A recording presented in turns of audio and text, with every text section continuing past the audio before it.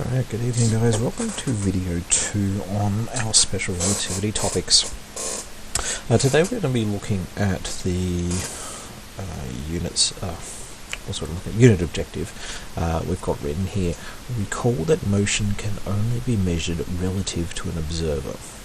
So in our last one we looked at reference frames and the idea that you are your own reference frame, and it's equally valid to say that you're standing still while everything else moves around you. But now we're going to talk about in terms of what this means about motion, because special relativity is all about motion at very, very high speeds. So let's say that you're walking from point A to point B. Maybe you're walking from the hall after assembly up to science block. So let's draw those things. Here's the hall, here's science, and here's you walking along. Now, you might go, well, I am walking at a certain speed, maybe your velocity equals 2 meters per second. The question is though, 2 meters per second in relative to what? Now, our kind of default is that everything is relative to the Earth. We use this as a fixed reference point for the world around us. So we sort of consider the Earth as a fixed reference point.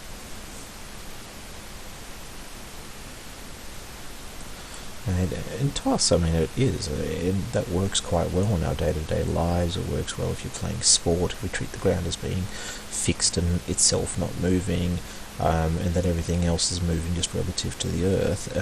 It works for our day-to-day lives. But we're dealing with stuff in this unit that is beyond our day-to-day lives, so we have to think a little bit deeper and look at our underlying assumptions here. So you're walking along at 2 meters per second, and then you see me walk past you, and I overtake, and I have a massive velocity of 4 meters per second relative to the Earth. Now, then the question becomes, well, if we ignore the Earth and you can see the Earth, to you, your reference frame would be that you are the centre, and I have gone from behind you to in front of you, so I must have some velocity that is relative to you. Now, with a little bit of simple math here, we can see, oh, well, the relative velocity would have to be 2. And we're going to look at a little bit of notation to help us wrap our heads around this, because it will make it a little bit easier to deal with. So instead of saying your velocity is equal to 2, I'm going to write that the velocity of u with respect to the Earth equals 2.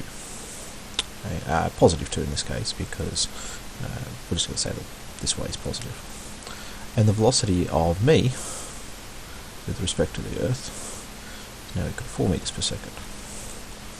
Okay. Now, if we want to know the relative velocities between you and me, we can see here that the letters have to be connected up to each other. So there are 2 ways we could write this. Firstly, what is the relative velocity of me with respect to you, okay, in that you're the observer, and what is the velocity of you with respect to me, that is that I'm the observer. And I always sort of treat it as if I want to know velocity of me, actually let's go with velocity of you, because that's the one we started with. Velocity of you, no, hang on, you're the reference. Velocity of me with respect to you is equal to, well, we need the velocity of me, we need to take away the velocity of you. Velocity of me with respect to the Earth minus velocity of you with respect to the Earth. That equals 4 take away 2 equals 2 meters per second, which is what we intuitively came up with before, that my velocity, sorry, my cat is attacking something here, my velocity, that the velocity of me passing you is 2 meters per second because I'm going 2 meters per second faster than you. So you can kind of think of relative velocity as, well, how much difference is something? So another way of thinking about relative is kind of equivalent to the idea of difference. Oops. I'm just going to shorten it to diff because I can't be bothered moving it over. Okay, well, what if we swap the letters then? So let's go down a little bit further. Velocity of you with respect to me. Well, I need to take the velocity of myself with respect to Earth and take away the velocity of the velocity of yourself with respect to Earth and take away the velocity of myself with respect to the Earth. When we get here, that would be 2 take away 4 equals -2 meters per second. Two things are really important here. One, we can see that the size is the same. That's true. It doesn't matter if I'm walking towards you or you're walking towards me. The relative velocities between us will be the same. It doesn't matter if you consider me as the centre of the reference frame, my reference frame, and I see you coming towards me and then going back behind me as I move ahead of you in respect to the ground. Or if you've got you as a centre reference frame and you see me coming up from behind and then passing you. These two things are both the same, and so our velocities would have to be the same. In contrast though, the direction is different because we can see here that there's a negative. And if we think about it, well, if I've established that as I'm walking from the hall to K block is my positive direction, well, relative to me, and we're back into these relative frames, these inertial reference frames now, you are going backwards. Yeah, relative to the Earth, you're still moving forwards, but you're moving forward at a slower rate. But relative to me, relative to my reference frame, you are coming back towards me. Now, a really good way of seeing this for yourself is to think about, is to sort of relax your eyes and go up and down a lift that you can see out of. So glass lifts in like the Maya Center are particularly good for this. And just sort of look out and relax a little bit, and instead of thinking of yourself as moving, and it'll be very hard at the start or near the end because you'll feel an acceleration as you speed up and slow down. But as you're going at a constant speed, just try to relax and think, well, you're not actually moving, it's the world moving around you, that all this building is moving in response to this machine, and it's being shifted up and down. Each reference frame there, whether we look at an observer outside the lift, seeing the lift go up and down relative to them, or we look inside the lift and we have you standing there and seeing an observer come up from below and go up to the top, or vice versa, both of these are true. And it's a really easy way to sort of try to relax. If you relax and have a watch. The two trains, again, if you're sitting on the train and you watch another one go past you, it's the same thing. Now, this is the situation where we have two people going the same direction. What about what happens if we have two people going in opposite directions? So let's use the hall. But this time, you're walking away from the hall. Maybe you're going back to That's Life, since the assembly's just finished, and I'm going from my That's Life class towards the hall. Let's use the same sizes. V equals 2, you don't really want to go there. V equals 4, I've got to hurry my kids down. But the problem is now I've given them both positive directions. So let's start with that. These are velocities, they're acting in different directions. One of them must be negative. We'll take me as being negative. -4. So this side is the negative side and this side is the positive side. Okay, so again, let's write this out with notation. The velocity of u with respect to the Earth equals +2. The velocity of me with respect to the Earth equals -4. Let's do exactly what we did before. The velocity of u with respect to me, so with me as the observer, is going to equal 2 take, let's write it out properly, velocity of, u with respect to Earth, take away the velocity of me with respect to the Earth. It's going to equal 2 take away -4 equals 6. just going to put the positive there. Okay, so let's see what that means. It says velocity of you with respect to me. I've established that I'm walking in the negative direction, which means you must be walking in the positive direction. I'm walking towards you at 4 meters per second. You're walking towards me at 2 meters per second. So if I consider myself as being the center and that everything is moving around with you, well, I'm moving the Earth towards me at 4 meters per second. You're on top of the Earth, and then you're moving towards me at another 2 meters per second.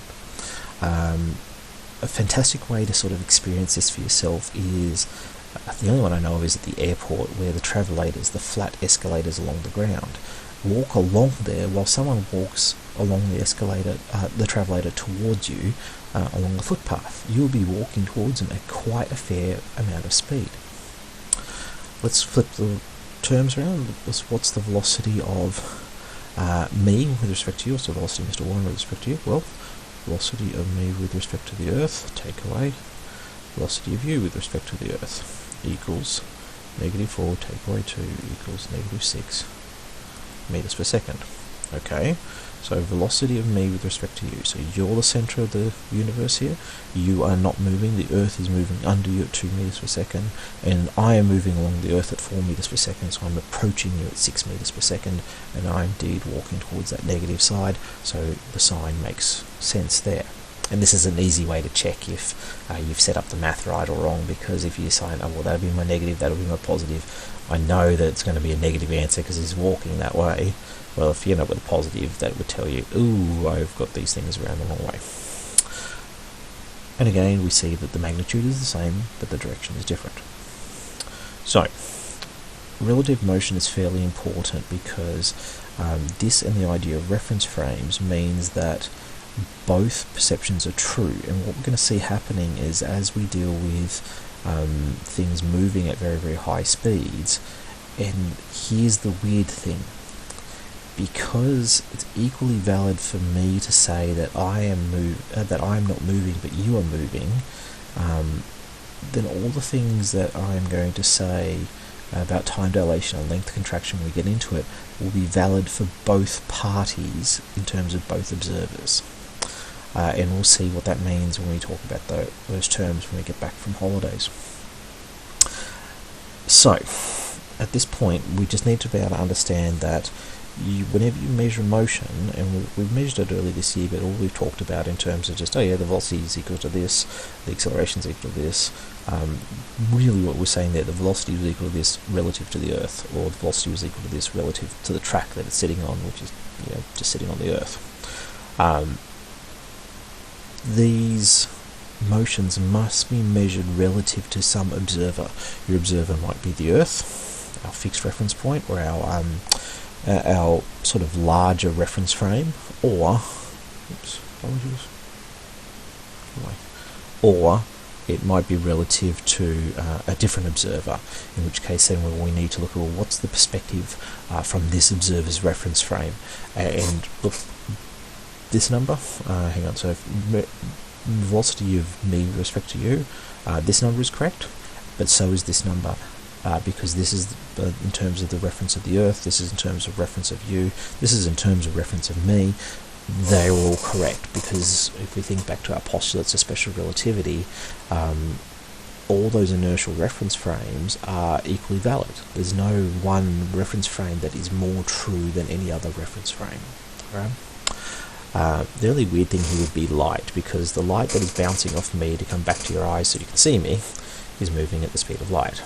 Okay? And the light that is bouncing off you and coming back to me is moving at the speed of light. It's not moving at the speed of light plus 2 or moving at the speed of light plus 4. It's just moving at the speed of light. So that's where that second postulate comes into play, and we'll deal with what that means in a little bit. Next topic will be on simultaneity, and that will be the end of our classical relativity, because relativity in this case means how do things relate to each other, how are things relative to each other. This sort of stuff here, relative motion, reference frames, this is classical relativity. This is our normal day-to-day life. We're just trying to sort of think our way through it and codify it a bit. Next one will be on simultaneity, and then we have to start dealing with time dilation, length contraction, and stuff like that. Okay, so make sure you can refer to those So I'm looking for, recall motion can only be measured relative to an observer. That is part of your unit syllabus. You need to be able to do that. Again, these are all listed on our student drive.